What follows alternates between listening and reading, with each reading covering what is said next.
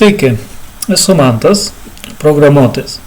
Čia dabar, kur matote, yra mano kuriamas žaidimas, su kuriuo dirbu jau kokius 8 turbūt metus.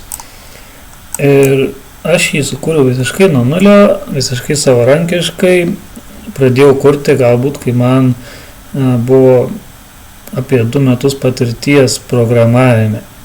Nuo tada tobulėjau ir kūriau ir vis toliau stengiausi kažką tobulinti, pridėti grafikas ir dirbti su žaidimu kiek tik turiu laisvo laiko, nes pilnu etatu visuomet dirbau programuotoju, senior programuotoju, o programavimą išmokau visiškai savarankiškai, mokydamasis iš YouTube, iš Udemy, bet mokiausi iš tikrųjų daug. Mokiausi po 10, po 12 valandų kiekvieną dieną, kokį pusę metų. Tai iš tikrųjų užtruko, bet motyvacijos turėjau ir tiesiog mokinaus, kol išmokau. Kas man patiko, kurti, kaip ir labai norėjau kurti webinius žaidimus ir aišku pradėjau nuo visai kitokių, bet iš esmės mokinaus tas technologijas, kurios man padėjo sukurti dabartinį žaidimą. Bet realiai viskas galbūt ir prasidėjo dar anksčiau, nes prieš mokindamasis programuoti iš pradžių mokinausi užsienio kalbų.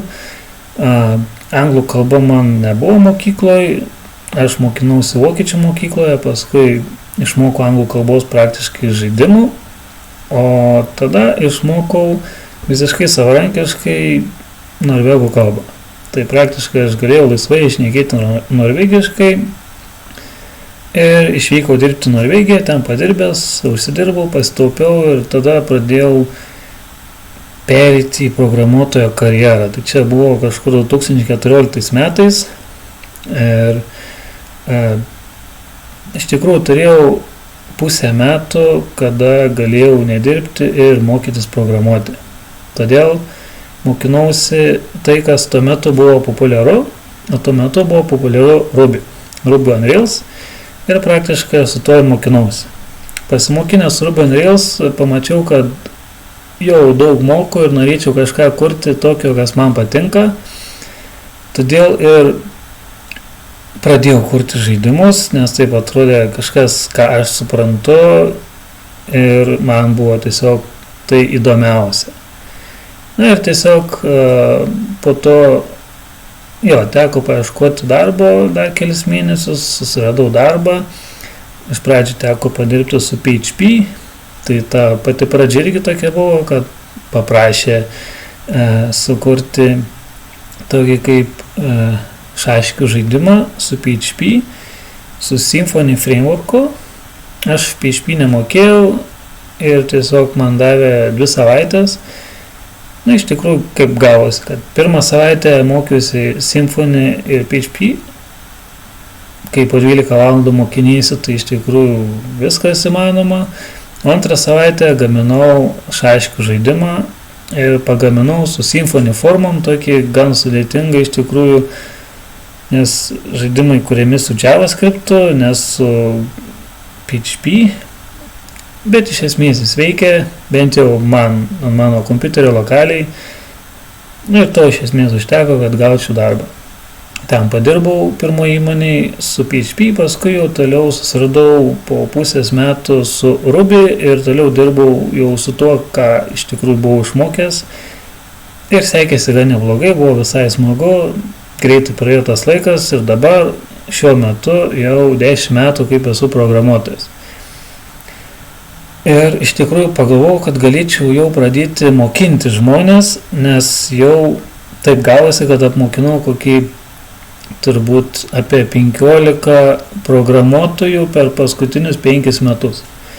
Na ir viskas gavosi visai netikėtai, nes aš dirbau su šito žaidimu ir kažkaip galvojau, vienam liūdna dirbti, komandą nėra taip lengva surasti ir kažkaip bandžiau susirasti kaip bendraminčio arba šiaip pagalbos iš šono, kad galėčiau bent pabendrauti ir tuo pačiu pagalvojau, kad išmokinsiu žmonės programuoti.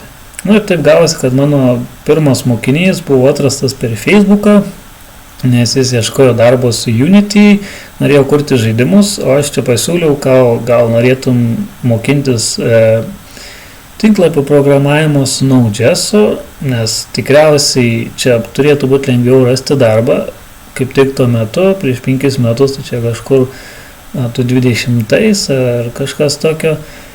Vis dar tas tinklapio programavimas turbūt ir šiuo metu vienas iš tokių populiariausių ir lengviausiai palyginus rasti darbą, palyginus kitas programavimo kalbas, tokias kaip C++ ar Unity, kur praktiškai ten vienetai tokių darbų palyginus tinklapio programavimu. Tai taip ir prasidėjo, žmogus sutiko, dar moksleivis visai ir tiesiog kaip jis mokinosi. Aš jo, taip kaip dabar šneku, nemokinau, aš tiesiog daviau YouTube nuorodas ir daviau, ką konkrečiai mokintis. Aš stebėjau, ką mokinasi, kažkiek padėjau, jeigu įstrigo, bet visa eiga buvo tokia, kaip kad aš pats mokinausi. Nes aš, kai mokinausi, tai tiesiog per Google ieškojau, ką mokintis, per YouTube mokinausi viską iš eilės, palyginus švaiščiau nemažai laiko visai nereikalingiam dalykam, nes tiesiog nežinau, ką mokintis. Bet dabar jau aš žinau, ką konkrečiai reikia mokintis ir kaip reikia mokintis per YouTube. Ir tiesiog duodavau nuorodas, ir tiesiog žiūrėdavau YouTube, o ten tie kursai, aišku, anglų kalba ir trunka po gal 5 minutės ar 10 minučių vienas video, iš tikrųjų labai motyvuoja. Ir visas tas mokymosi procesas yra per motivaciją. Aš bandau užmotyvuoti žmogų, kad tik jis norėtų mokintis programuoti. Nes čia nėra toks paprastas dalykas, kad prisėdė ir mokinys. Man irgi nesigavo iš pirmo karto. Aš gal 2 ar 3 kartus gyvenime iki tol bandžiau mokintis programavimo, ištverdavau iki 2 savaičių, bet jau kai suėjo 27, tada pagalvojau, kad kur aš ten dirbau, darbų vadovų užsienį ar vertėjų, kad aš nenorėčiau taip gyventi, iš tikrųjų man tai buvo sunku ir norėjau visuomet dirbti kažkur ofise, šiltai, saugiai ir man atrodo programavimas yra tas pats saugiausias darbas, pats įdomiausias darbas ir tiesiog noriu išmokti ir rimtai noriu išmokti, be jokių juokų ir be jokių stabdžių, viskas, taškas, mokinuosi ir tiesiog turėjau turėti planą. O planą realiai man pasidaryti nebuvo taip sunku, nes aš mėgstu planuoti ir padedu kitiems su planavimu, kol jie mokinasi. Ir iš esmės atradau tokią kaip motyvacinę mokinimosi metodiką, kur visi tie 15 mano mokinių, iš esmės jie mokinosi visuomet savarankiškai, bet taip motyvuotai, kad kai kurie net mane pralenkdavo praktiškai besimokindami, palyginus kiek aš mokinausi savo laiku. Tai praktiškai ta metodika veikia labai gerai, aš net stebiuosi. Ir viskas iš tikrųjų labai paprasta. Tas paprastumas slypi tame, kad aš noriu matyti, ką žmogus mokinasi. Man rūpi, ką jis mokinasi, kokiu greičiu mokinasi ir kad mokinasi. Ir gaunasi, kad mes susibendraujam chatu ir aš jam duodu konkrečiai sąrašą kursų, būtent, kad jis pasiektų būtent tą lygį, kokio jis siekia, ko jis nori. Vieni nori išmokti programuoti ir susikurti kokį e-shopą. Kiti nori tiesiog WordPress. Kiti nežino, ko nori, bet tiesiog nori pamatyti, kaip visas programavimas vyksta. Dar būna tokių, kad jie kažkokį nori specifinį puslapį sudėtingą susikurti. Ir aš pritaikau technologijas būtent jiems, populiariausias tuo metu, arba galbūt kai kurie būna savo nori technologijų kažkokių, kur, pavyzdžiui, draugai žino ar pažįstami. Jokios problemos, iš tikrųjų aš moku daug programavimo kalbų ir galiu nustatyti tokias, kokias reikia.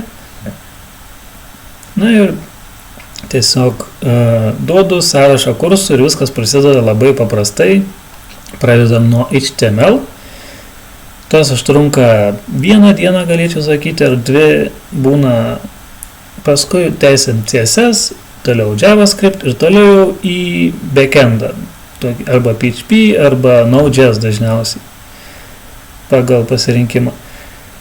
Galbūt dabar nėra aiškios tos programavimo kalbos, bet iš tikrųjų tos pirmos 2 HTML ir CSS jos yra praktiškai 2 dienų trukmės. Ir kokią klaidą dauguma žmonių daro pradžioj, jie persistengia, mokindamiesi tų tokių technologijų kaip HTML, CSS.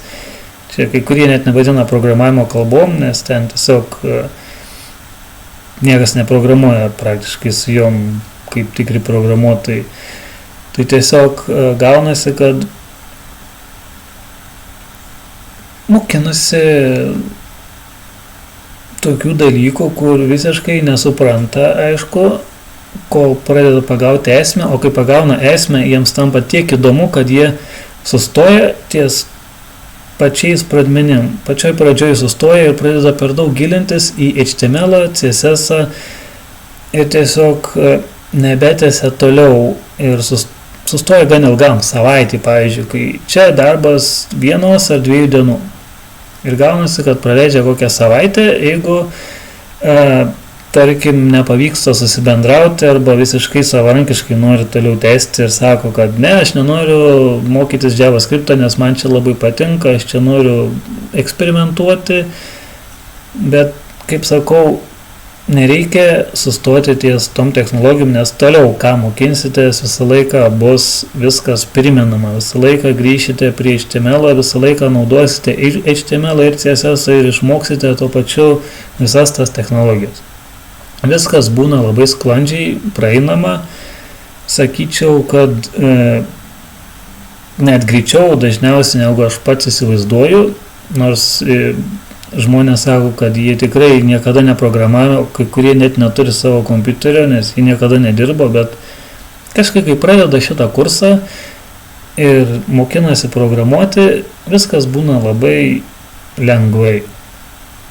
Jie mokinasi savarankiškai, savo laiku, savo erdvėj, savo namuose, ar kartais netgi duodavau čia ofisą savo, užleisdavau, kad galėtų mokintis, bet čia retas atvejis, kad kas taip norėtų, visi nori savo namuose, saugiai mokintis ramiai ir tada, kada jiems geriausias laikas mokintis.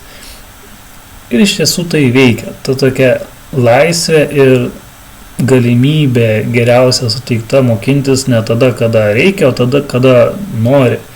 Ir tas noras atsiranda iš tikrųjų iš tos pusės, kad aš noriu matyti, kaip mokinasi, todėl mes per chatą tokiu principu bendraujame, kad mokiniais visą laiką man įkelia nuorodą į YouTube arba Udemy kursą. Ir kelia kas 5 minutės, kas 10 minučių. Toks nuolatinis kėlimas iš tikrųjų antiek teigiamai veikia, antiek motyvuoja, nes jie mato, kad supranta, kad aš viską stebiu teoriškai ir matau, ką jie mokinasi, todėl viskas iš tikrųjų gaunasi taip, tarsi yra užpildytas lankomumas, tarsi visos tos valandos paskirtos mokslui yra įvertinamos, viskas yra matoma. Viskas tiesiog įdomu gaunasi matyti, kiek valandų jau prasimokinai. Ir tas valandų registravimas iš tikrųjų stipriai motyvuoja. Ir mane patį labai produktyviai motyvuoja, nes aš matau, kiek aš valandų paskyriau tą ir tą dieną mokslui, darbui ir panašiai. Ir aš nuolat turiu savaitės tikslą, ten tarkim kokį 40 produktyvių valandų, jeigu nepavyksta savaitės metu praeiti, mokinuos ir dirbu savaitgalį, na ir iš esmės tie skaičiai labai veikia. Tai va. Ir tokia metodika veikia visiems, be išimties. Veikia maksimaliai, motyvuotai ir garantuotai. Ir dabar po 15 bandymų matau, kad tiesiog užtikrintai visą tai veikia. Kas čia pas mane žaidime man trukdo šnekėti ir perka iš manęs kažkokius tais daiktus. Viską nupirko jau kaip ir tikriausiai nebebus. Tai tiek norėjau pasakyti, kad jūs galite išmokti viską savarankiškai, jums nebūtina, atrodo, ieškoti kažkokio žmogaus, kuris jums viską šnekėtų. Nes iš ko mokinsitės? Iš YouTube, kur parinktas kursas, o tuos kursus dėsto tikri profesionalai, kurie tiem kursam ruošiasi daug laiko, jie labai motyvuotai šneka, tie kursai labai įdomus, nes tiesiog padaryta taip, kad jums sektųsi. Jeigu sekasi, reiškia įdomu. Svarbu, kad sektųsi, svarbu, kad būtų lengva. Kuo lengviau, to įdomiau. Jeigu kursas per sunkus, jau blogai, jau iš karto aš sakau, nes aš pats ne visus kursus peržiūriu, ir sakau, jeigu tas kursas, kur daviau, yra sunkus, man iš karto reikia rašyti, ieškosim kito, arba bandysim kažkaip atstrikti, nes dažnai būna, kad pastrinka, kažkas nesuveikia, dažnai būna, kad versijos netitinka, nes kursai senesni ir kaip ir šiuolaikinių kursų sunku atrasti, nes geriausi kursai atrodo yra sukurti prieš kokius 3 ar 5 metus ir jie išlaiko geriausi ir jie turi senas versijas. Dabar visi naudoja naujas versijas ir netą panaudosi ir pastriksi. Niekas neveiks arba tiesiog veiks kitaip. Ir iš karto demotyvuoja ir žmogus atrodo nebežino, ką daryti, nes savarankiškai, jeigu vienas pats mokintųsi, jis ten pastriktų labai ilgam ir net nesuprastų, kas vyksta. Šiuo metu yra didžiulis pagalbininkas dirbtinis intelektas, aš drąsiai skatinu tuom irgi naudotis, o jau blogiausiu atveju, aišku, galima kreiptis į mane, nors aišku, jeigu mokinatės, būna, kad žmonės mokinasi iki 3 nakties, tai aš aišku nesakysiu tokiu metu, tai tektų palaukti iki kitos dienos ir dažniausiai savarankiškai išsisprendžia. Kitas dalykas, jeigu problema atsiranda, yra labai gerai spręsti tą problemą, kol išspręsi, nes tas užstrigimas tiek gerai įsimena į ateitį, kad net ir po 10 metų prisiminsit, dėl ko pastrigo.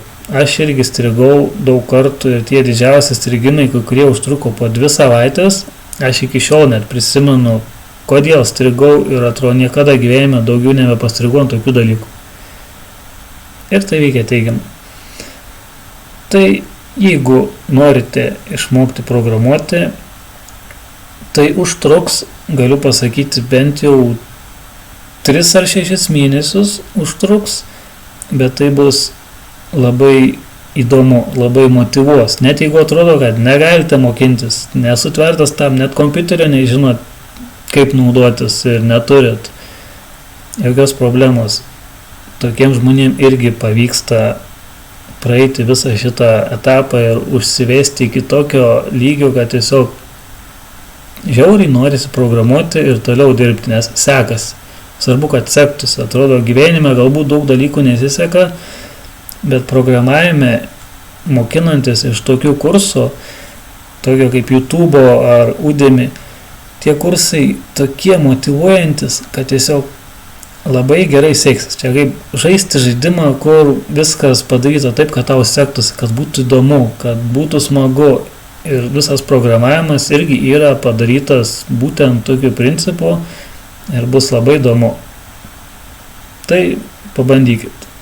Pabandykit susirasti mentorių arba kreipkitės į mane ir galite išmokti programuoti labai lengvai ir greitai. Praktiškai vos keli mėnesiai. Kas čia yra? Tai va.